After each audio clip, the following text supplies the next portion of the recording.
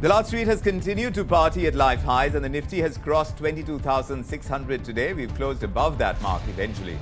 And the broader indices have mirrored the kind of advance that we're talking about here. This run has also taken the BSE's listed universe's market capitalization above the 400 lakh crore rupee level.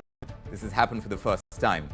And compared to our global peers, India seems to have outperformed the Chinese indices for sure, if you consider its performance on a year-to-date basis. In fact, we're moving at a neck-and-neck pace with Dow and S&P 500 as well. And all of this right ahead of the earnings season. So the question is this kind of rally justified? To discuss this, we are going to talk to Mayuresh Joshi, he's head of equity at Marketsmith India, and Peter Cardillo, the chief market economist at Spartan Capital Securities, is joining us as well. Great to have you with us, gentlemen.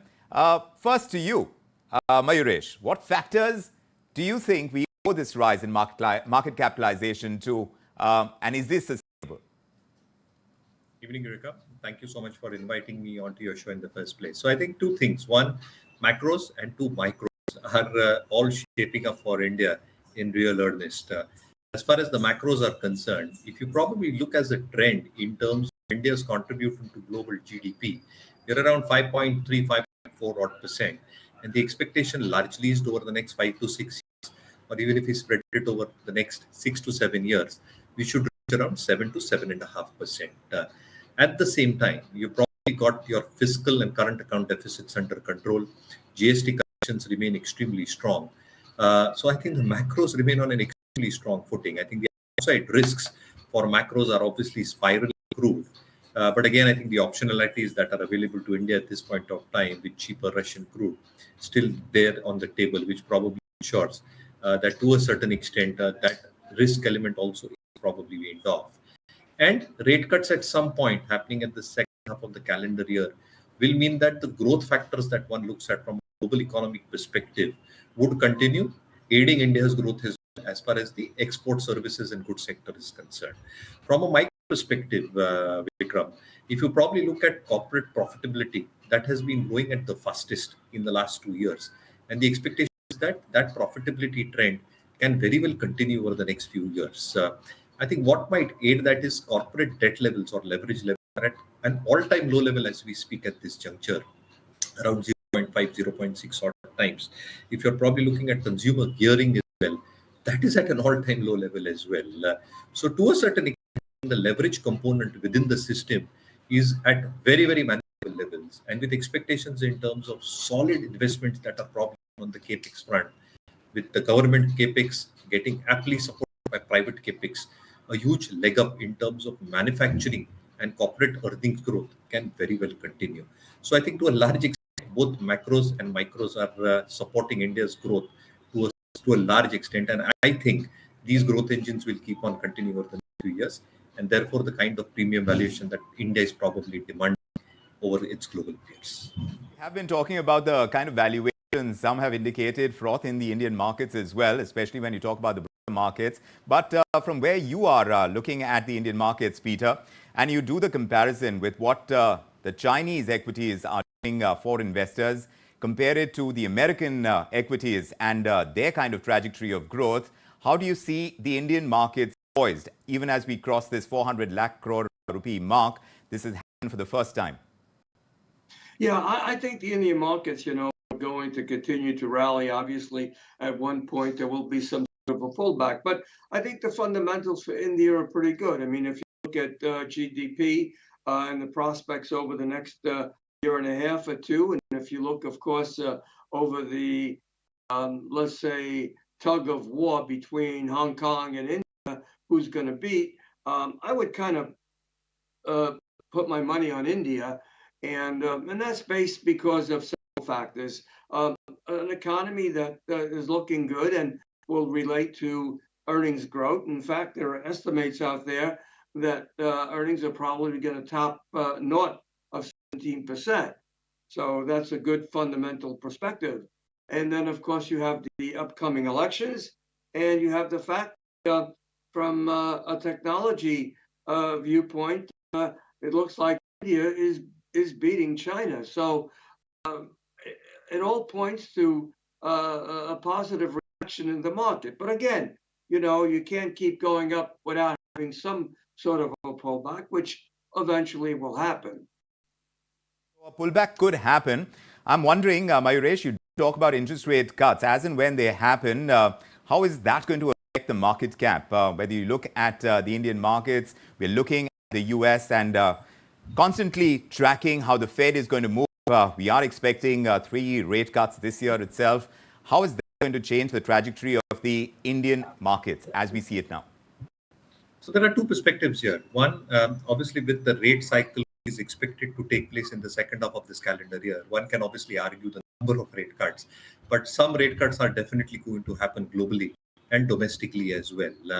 Now, when I said in my opening remark, corporate leverage, household leverage is at an all-time low level. With rate cuts that probably happen, it does spur the growth that probably remains in the system in a far more realistic manner. So to that extent, the expectations in terms of consumption going up multifolds over the next couple of years, to say the least, and even beyond that, across segments, I think that is going to be a reality. And that itself will ensure that all 3 legs in terms of a country's real GDP, in terms of manufacturing, in terms of infrastructure growth, and in terms of consumption-related growth, continue at a fast pace. Because as consumption grows quite significantly, the other 2 legs that the government is probably doing on, the infrastructure leg, which is happening at a very, very fast pace with a lot of allocations happening towards roads, railways, ports, airports, housing as an example, that itself will give a flip to a lot of subsectors within the economy itself. And therefore, this improvement in real GDP is a given. At the same time, I think as inflationary trends start heading and trending lower, again, the expectations of a normalized monsoon this time around, globally as well, I think inflationary trends should start coming down. And as these patterns start evolving, both in terms of goods and services domestically, as well as the markets holding up, I think that will provide all the legs that probably are required in terms of firing up how GDP probably will get positioned over the next few years for India. That context, I think India does stand out. US, on the other hand, has also exhibited very strong economic data points and data sets. To that extent, what really transpires in terms of data points for the next few months will determine the quantum of rate cuts.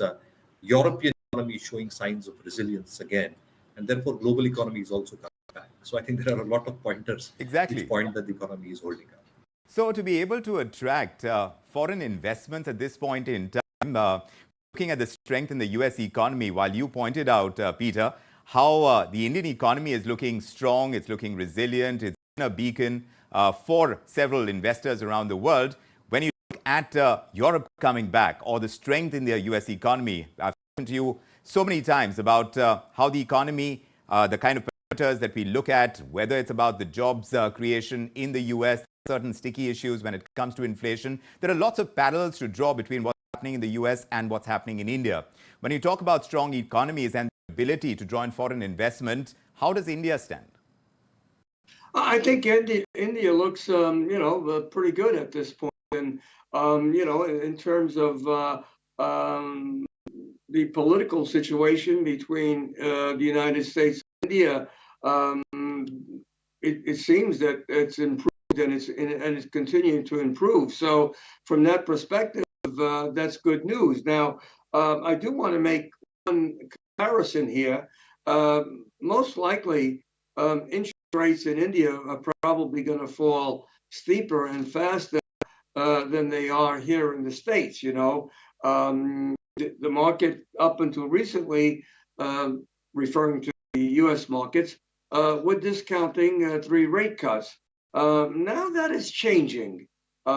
We've had some hawkish comments coming out of the Fed, and of course, with the economic indicators continuing strong, and the market now is hesitant of that, and we see that with the backup in yields. So perhaps maybe not 3 rate cuts this year in the United States, perhaps only 1 might be on the table. So I think India is going to cut at a faster pace than the United States. Even as that may be the case, when you see the increase in retail participation in our markets, in the domestic markets, do you think it's on account of other asset classes not looking as strong because now the equities are proving their mettle? What are the factors that's kind of keeping market cap at this kind of elevated level from a retail perspective? Do you think that growth is likely to continue? How does equity, even the perception of equities for retail investors, is that changing in a huge way? Absolutely, Vikram. And you can see by the quantum of new investors coming into the system. So you are adding a huge number every passing month. And therefore, the number of demat accounts on a unique basis are expected to grow exponentially in the next few years. I'll just give you a few stats.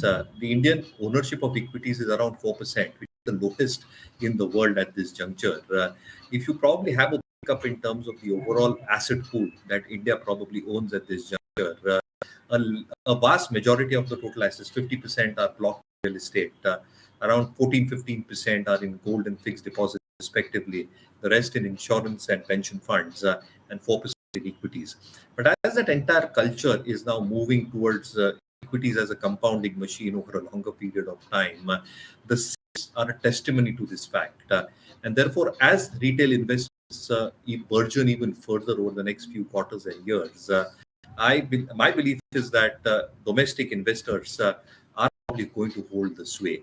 From a foreign investor perspective as well, Vikram, if you probably look, as I mentioned in my opening remarks as well, India's positioning in terms of contribution to world GDP and how much flows we are probably getting at this juncture, there is expectation of incremental flows coming back. With rate cuts, historically, we've seen that flows come back to developing economies, and within the developing and emerging track, India probably stands out.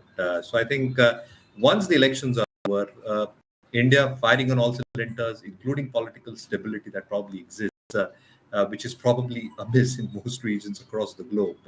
I think there might be a wall of money which will probably come in with all these factors at play. So yeah, liquidity is not a concern for Indian markets. Liquidity is not a concern. The macros, the micros seem to support higher market capitalization in times to come, even as we cross the 400 lakh crore rupee mark, and that's phenomenal as well. And we're looking strong compared to the Chinese equities. There has been outperformance. The US, we are going neck and neck. We'll see where the markets go after the elections. Mayuresh, thank you so much for joining us with your perspective. Peter, Cardillo, thank you indeed for joining us on India Tonight. Meanwhile, we're looking at the national... If you like this video, then like, share and subscribe to ET Now.